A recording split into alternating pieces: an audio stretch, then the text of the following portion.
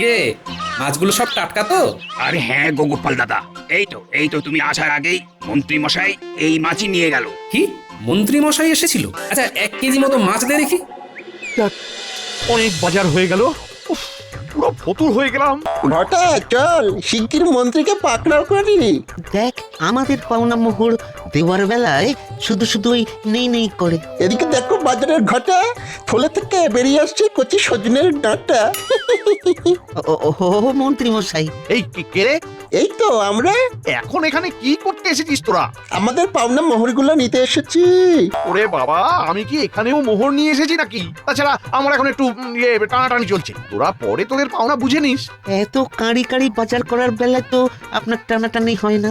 যত টানাটানি আমাদের মোহরের বেলায়, তাই না? শোন শোন শোন, বলছি কি, এই এত কাঁড়ি কাঁড়ি বাজার করতে গিয়েই তো আমি ফতুর হয়ে যাচ্ছি। গিন্নির বাপের বাড়ির লোক এসেছে, সব মোহর চলে যাচ্ছে। তা ওনাদের কোথাও ওই কায়দা করে পাঠিয়ে দিন না। তারই পরিকল্পনা করছি, দেখি কি হয়। যাকে যাক, বলছি তোরা বিকেলে একবার আয়, হ্যাঁ আমার সাথে দেখা কর। দেখি যদি ওই সুযোগটা কাজে লাগিয়ে আমার ভান্ডার আর তোদের মন ভরানো যায়। বাহ বাহ বাহ। হলো তোর মাছ কাটা? হ্যাঁ, এ নাও দাদা, এ নাও তোমার মাছ। হ্যাঁ দে। আর এই নে 3 মোহর। কি ব্যাপার পিয়াদা, কিছু বলবে নাকি? আগে হ্যাঁ মহারাজ, আমাদের প্রাসাদের সিংহদুয়ারের বাইরে গ্রামের কিছু লোক এসে হাঁপানি রোগে আক্রান্ত এক বৃদ্ধকে ফেলে দিয়ে গেছে। সে কি, এ তো ভারী অন্যায়। এই বৈদ্য, চলো চলো একবার গিয়ে তাকে দেখে আসি। সেরকম বুঝলে আমাদের তাকে রাজবাড়ির সেবালয়ে রাখতে হবে। হ্যাঁ সে তো হবেই।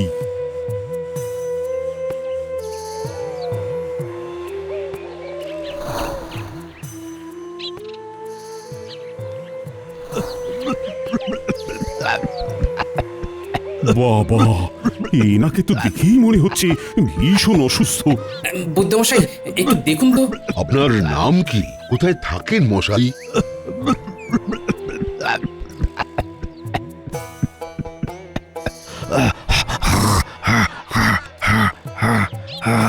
উনি তো শুধুই কাশছেন। মহারাজ আপাতত এনাকে রাজপ্রাসাদের সেবালয়ে রাখার ব্যবস্থা করুন। এনার দ্রুত চিকিৎসার দরকার। মহারাজ, কি দরকার এসব ঝামেলা মাথায় নেওয়ার? এই মন্ত্রী, তুমি এসব কি বলছো শুনি? শোনো, তুমি এরকম অমানবিক হতে পারো, কিন্তু আমি নই। আপনাকে তো আর সেবা করতে হচ্ছে না, তাই আপনি নিজের মুখটা বন্ধ রাখুন। এই যে পেয়াদারা, তোমরা এনাকে নিয়ে যাও। বৈদ্য, তুমি তাড়াতাড়ি চিকিৎসার বন্দোবস্ত করতো।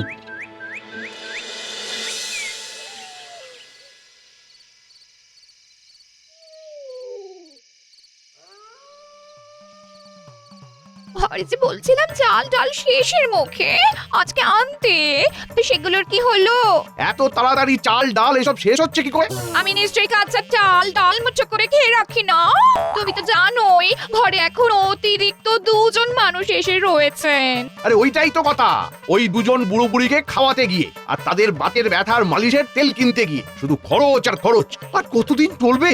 ছি ছি ছি, তুমি এইরকম করে আমার পিসি ঠাকুমা নকাকার নামে কটু কথা বলতে পারলে? তোমাকে তো আর কষ্ট করে রাজকোষ থেকে মোহর সরাতে হয় না। আমি জানি কতটা কষ্ট এবং কায়দা করতে হয়। বুঝেছি বুঝেছি, তুমি আসলে ভেবেছিলে যে আমার নকাকা আর পিসি ঠাকুমা তোমায় থলে থলে মোহর দেবেন, সেই লোভে তুমি ওনাদের থাকতে দিয়েছো। কিন্তু যখন দেখছো ওনারা এসবের কিচ্ছুটি নাম গন্ধ করছেন না, অমনি তুমি ওনাদেরকে ঘর থেকে নামাতে চাইছো। হ্যাঁ, একদম ঠিক ধরেছো। তোমার দিনে দিনে মোহরের প্রতি লোভ একেবারে বেড়েই চলেছে, বেড়েই চলেছে। কেন বাড়বে না বলো তো? কেন বাড়বে না? শোনো গিন্নি, শোনো, তোমার ওই বুড়ো নকাকা বুড়ি পিসি ঠাকুমা স্বর্গে গেলে ওনাদেরকে হয়তো তুমি পরজন্মে আবার ফিরে পাবে। হ্যাঁ, তা হতেও পারে, আমার নাও পারে। কিন্তু আমার যদি এ জন্মেই চুরি করে জমানো সব মোহর একবারে খরচা হয়ে যায়, তাহলে আমি আর সেগুলো ফিরে পাবো না গিন্নি। আমার আর কিচ্ছু কিচ্ছু বলার নেই। তাহলে তোমরা সকলেই বলছো যে রাজ্যের অবস্থা মোটামুটি সব ঠিকঠাকই আছে? হ্যাঁ মহারাজ, আপনি কোনো রকম চিন্তা করবেন না। হাঁটুর ব্যথাটা না বেশ বেড়েছে। ওই বৈদ্য থেকে আরে এত বেলা হয়ে গেল এখনো বৈদ্যমশাই আসেননি, কি ব্যাপার? এরকম তো সচরাচর উনি করেন না। দেখুন কে যান, বেলা পর্যন্ত হয়তো ওপরে পড়ে ঘুমোচ্ছেন। মহারাজ আসতে পারি? এখন আর এসে কি হবে, সভা তো শেষের মুখে। কি ব্যাপার বৈদ্য, এত দেরি কেন? আর বলবেন না মহারাজ, আজকে যেন আমার বাড়িতে রোগীর ঢল নেমেছিল, তাই দেরি হলো। ও তাই? আসল ব্যাপারটা খোলসা করে বলো না বৈদ্য, যে তুমি এতগুলো রোগীর দক্ষিণা ছেড়ে চলে আসতে পারোনি। আজ্ঞে মন্ত্রী মশাই, তবে আজ যারা এসেছিল তাদের বেশিরভাগকেই আমি সম্পূর্ণ বিনা দক্ষিণায় চিকিৎসা করেছি। তারা তারা ভীষণই অসহায়। আমাদের রাজ্যের মানুষের যদি এই হারে শরীর খারাপ করে তাহলে তো খুবই মুশকিল। আমাদের রাজ্যের বহু মানুষ কিন্তু ভীষণই অসহায়, আর সেটা আজ চিকিৎসা করতে গিয়ে হাড়ে হাড়ে টের পেয়েছি। গোপাল, কিছু তো একটা বিহিত করতেই হবে। এবারে কি করা যায় বলতো? মহারাজ, কালকে চলুন আমরা রাজ্যে যে দাতব্য চিকিৎসালয়টা খোলার কথা ভাবছিলাম সেই স্থানে বৈদ্যমশাইকে নিয়ে গিয়ে একটা নকশা ছকে নিই। বেশ, তাহলে তাই হোক। তা তোমার কি মত বৈদ্য? মহারাজ, আমি রাজি। আমার কোনো রকম অসুবিধা বা আপত্তি নেই। অসহায় ও অসুস্থ মানুষদের পাশে দাঁড়ানোর জন্য এর থেকে ভালো পদক্ষেপ আর কিছুই হতে পারে না মহারাজ। বেশ, তাহলে আজকের মতো এখানেই সভার কাজ শেষ করছি। কালকে সবাই কিন্তু ঠিক সময় হাজির হয়ে যেও। মহারাজ শুধু আমায় ছাড়া আর অন্য সব ব্যাপারে দরদি হয়ে ওঠেন।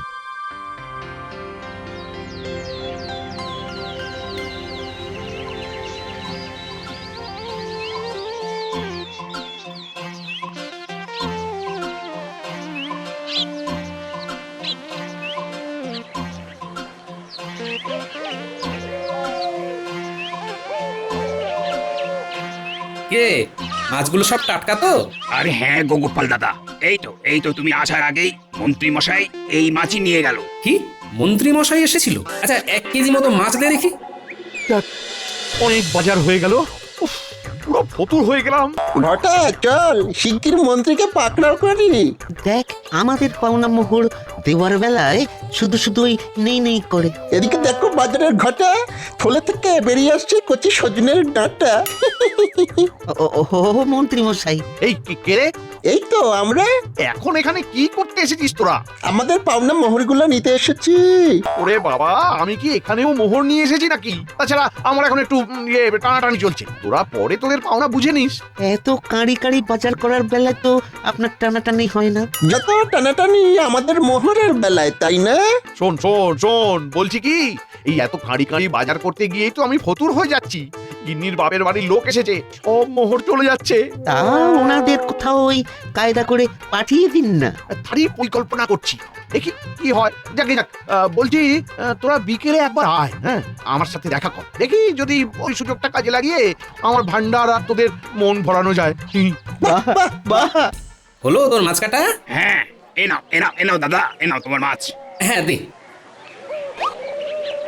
আর এই নে 3 মোহর।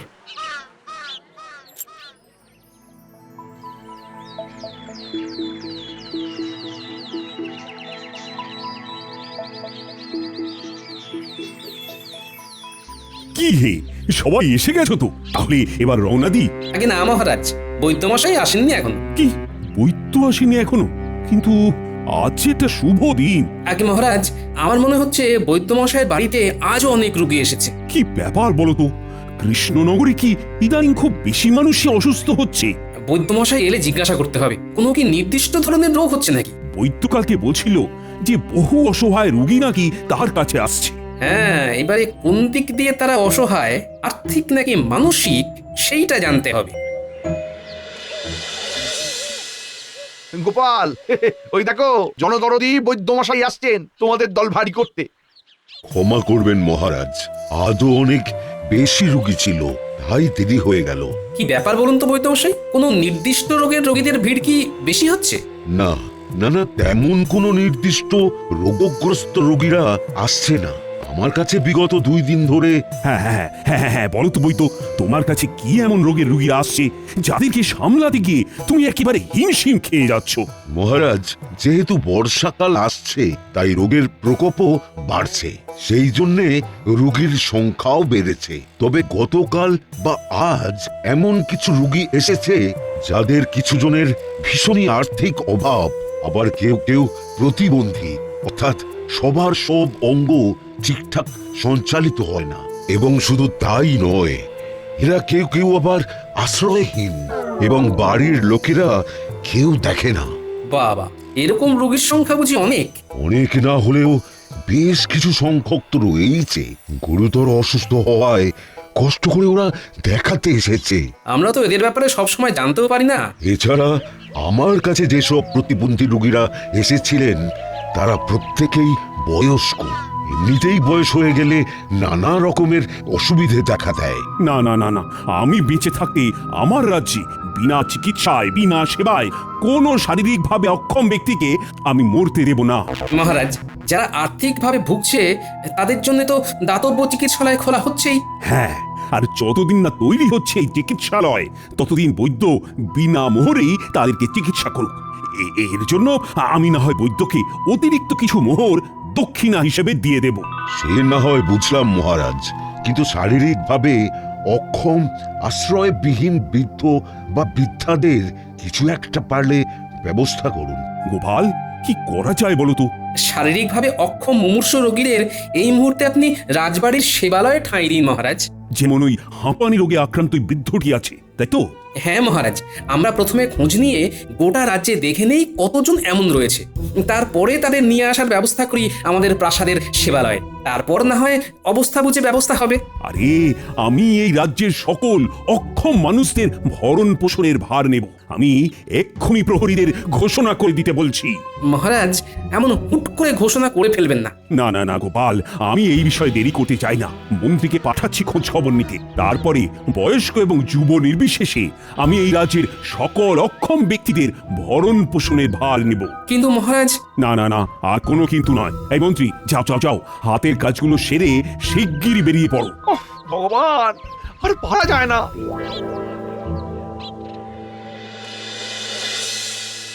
এই ঘটা আর কতক্ষণ দাঁড়াবো রে?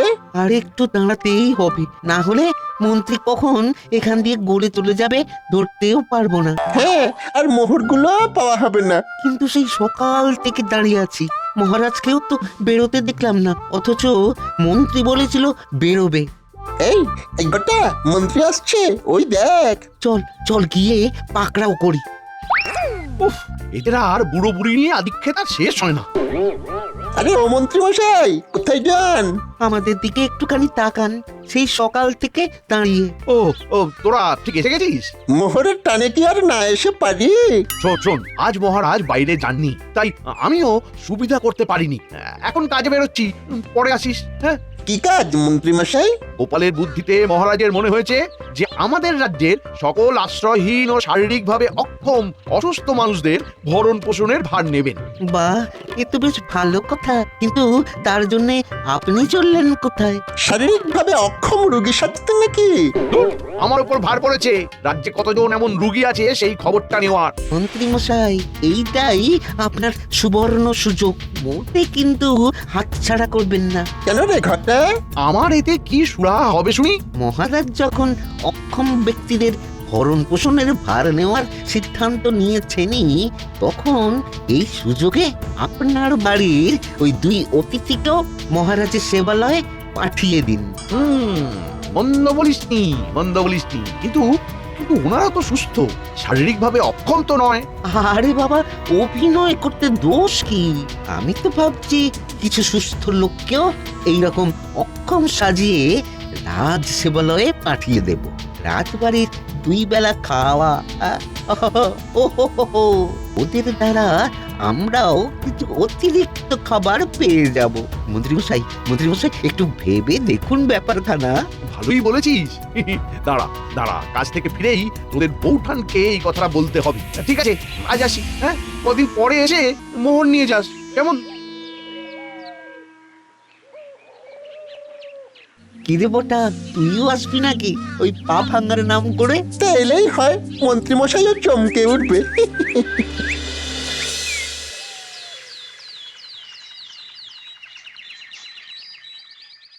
এই মন্ত্রী, তুমি ঠিকঠাক করে খোঁজ নিয়েছো তো?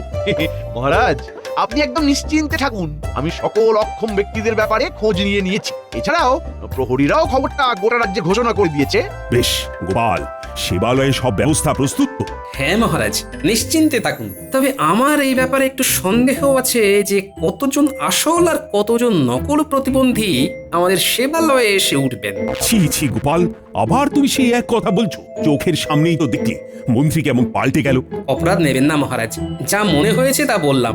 মহারাজ শিগগির সেবালয়ে চলুন, রুগী তথা অতিথিরা এসে পড়বেন একটু বারেই।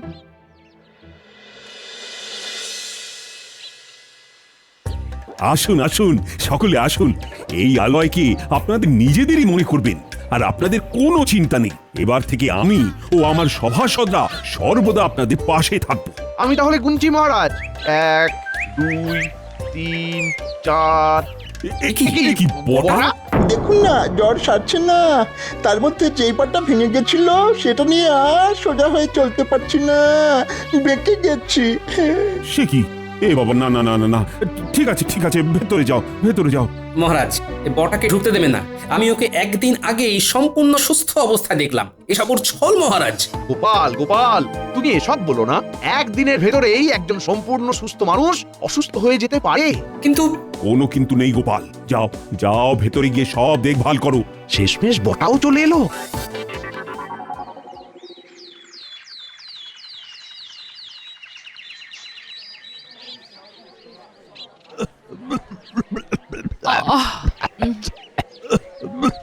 কি হাঁচি কাশির আওয়াজ আসছে সেবালয় থেকে। আমারও সারা রাত ঠিক মতো ঘুম হয়নি। রোগীরা যেন মনে হচ্ছে মোচ্ছব লাগিয়েছে, দিব্যি গল্প করছে, কারণ বেশ কোলাহলের আওয়াজ পাচ্ছে। আমিও পাচ্ছি। এনারা আদৌ রোগী তো না? মানে যেভাবে গল্প করছেন, কারোর শরীর অসুস্থ হলে গল্প করবার জন্য এত উৎসাহ কি থাকে? আসলে সারাদিন শুয়ে বসে আর কত থাকবে, তাই হয়তো গল্প জুড়েছে। তাই বলে সারা রাত জুড়ে ভোর অবধি এভাবে আমি না ঘুমিয়ে ওহ আর থাকতে পারবো না। আপনি কিছু একটা ব্যবস্থা করুন মহারাজ। হা কপাল, করতে চাই এক আর হয়ে যায় আর এক।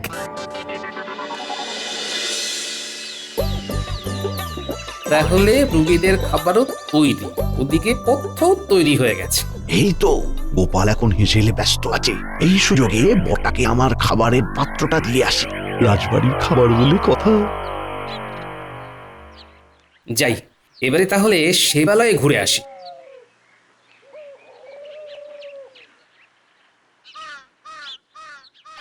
আরে ওটা মন্ত্রী না? হাতে খাবারের পাত্র নিয়ে সেবালয়ে ঢুকছে কেন? তবে কি কোনো ফন্দি আছে? যাই, আড়ি পাতি। কিরে বটা, খুব আরাম তো? হ্যাঁ, সে আর বলতে, আপনার ওই দুজন কুটুম্ব তো বেশ আরামে আছে। হ্যাঁ, আচ্ছা শোন, তুই নিজেও ভালো করে অভিনয়টা করবি আর বাকিদেরকেও করাবি, যাতে কেউ ধরা না পড়ে। এছাড়া এই এই এই খাবারের পাত্রটা রেখে গেলাম। কেন? বুঝতেই তো পারছিস, খাবারে খাবারে ভরে দিতে হবে। এখন আসি, বুঝলি? যা ভেবেছিলাম ঠিক তাই।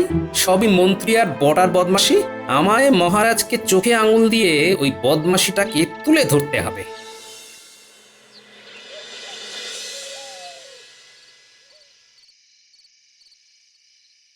বলো দাদু, আমাদের ডেকেছিলে? কোনো দরকার ছিল কি? দরকার মানে ভীষণ দরকার। রাজবাড়ির সেবালয়ে জানালার নিচে ধুনো জেলে ধোঁয়া উঠাতে হবে, এমন ভাবে যাতে দেখে মনে হয় আগুন জ্বলছে। আর তা আজ ভোর রাত্রে করতে হবে। ধোঁয়া দেওয়ার কাজে তোদেরকে সাহায্য করবে ওই পুঁটির বাবা। কিন্তু দাদু এমন কাজ করবে কেন? মহারাজকে নিজের চোখে মন্ত্রীমশাইয়ের ষড়যন্ত্রটা দেখাবো বলে। রাজ সেবালয়ে কিছু শারীরিকভাবে অক্ষম প্রতিবন্ধী ছাড়াও এমন কিছু মানুষ এসেছে যারা সম্পূর্ণ অভিনয় করছে। আচ্ছা, তাহলে বুঝি ওরা একদম সুস্থ? হ্যাঁ, রাজবাড়ির আরাম আর খাওয়া দাওয়া কে না চায় বল? এই ভাবনাটা আমার আগে থেকেই ছিল, বুঝলি? মহারাজকে বলেও ছিলাম, উনি বিশ্বাস করেননি। কিন্তু আজ নিজের কানে মন্ত্রী আর বটার কথা আমি শুনেছি, তাই আর ছাড়বো না। সব বদমাশি একবারে ফাঁস করবো। চিন্তা করো না দাদু, আমরা আছি তোমার সাথে। তুমি হাত দিলেই চলে আসবো। দাদু, আর একটু পরেই ভোর হবে, আর তখনই ধুনোটা জ্বালতে হবে। একদম একদম। আরে ওরা কারা? মন্ত্রী আর ঘটানা? হ্যাঁ তাই তো, সাথে বড় বড় দুখানা ঝোলা। হেসেলের দিকে যাচ্ছে। নিশ্চয়ই আনাজপাতি চুরি করবে। ও মন্ত্রী মশাই, বলছি এই আলু আর পেঁয়াজ ছাড়াও আরো যেসব আনাজপাতি আছে সেগুলো কি ওই বস্তায় ঢোকাবো? হ্যাঁ হ্যাঁ, সব ঢোকা যতদিন না বাজার করতে হয়।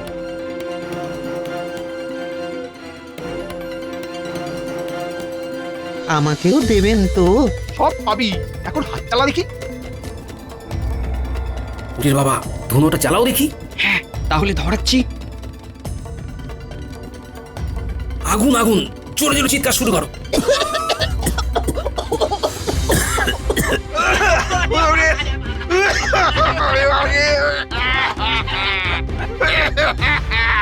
আগুন আগুন আগুন আগুন! মন্ত্রী মশাই মনে হচ্ছে আগুন লেগেছে। হ্যাঁ হ্যাঁ, এত ধোঁয়া! উড়ে বাবা, এই পালাই পালাই! আরে বাবারে, কি ধোঁয়া! সে পাল্লায় যেতে হবে। ওখানে ওখানে সব অসুস্থ মানুষ, সবাইকে রক্ষা করতে হবে। আগুন আগুন! পালাও পালাও! উফ! আমাকে আমাকে কেউ তোলো! আমাকেও কেউ তুলে দাও। আসুন মহারাজ, উঠুন। ওদিকে আপনি যাদের অক্ষম রোগী ভেবেছিলেন, মন্ত্রী মশাই তাদের জন্য আনা কাঁচা আনাজপাতি ঘটাকে নিয়ে চুরি করতে এসেছিলেন। রুগী ভেবেছিলাম মানে? আরে ওরা তো সব রুগী। ওরা সবাই আসল রোগী নয় মহারাজ, আর এটা আগুনের ধোঁয়াও নয়, ধুনোর ধোঁয়া। এবং আমি আপনাকে প্রমাণ দেওয়ার জন্য এই চাতুরিটা করেছি। আগুন আগুন আগুন! পালাও পালাও পালাও! আগুন আগুন! পালাও পালাও পালাও! আমাকে চুরি করো, কি করে পালাবো? আমরা চুরি করো, আমরা কি করে পালাবো? ও ও ভাই, কি কি কি কি এটা কি দেখছি? যা হাঁটতে পারতো না তার তো দিব্যি ছুটছে। ওই তো বটা। হ্যাঁ মহারাজ, এরা সব মন্ত্রী আর বটা ঘটার প্ররোচনায় রাজ সেবা পাবে বলে অভিনয় করছিল। আমি আপনাকে সেই জন্যই পই পই করে বারণ করেছিলাম এরকম ঘোষণা দুম করে না করতে। যা বোঝার আমি বুঝে নিয়েছি। যারা সত্যি অসুস্থ ওই তো তারা ভেতরে আছে। এবারে মন্ত্রীকেও ভিতরে শুয়ে দিন। চলো মন্ত্রী, এবার তোমার পা ভাঙবো। আমায় ছেড়ে দিন মহারাজ। উড়ি বাবা, উড়ি বাবারি, কি মজায় ব্যথা! আমায় ছেড়ে দিন। আরো কোথায় কোথায় ব্যথা হয় দেখুন মন্ত্রী মশাই। দাঁড়াও, মন্ত্রীর হাত পা ভেঙে বিছানায় শুইয়ে তোমায় সেবা করব। আমায় ছেড়ে দিন মহারাজ, আর হবে না। আমার সব পরিকল্পনা জলে চলে গেল, সব জলে চলে গেল।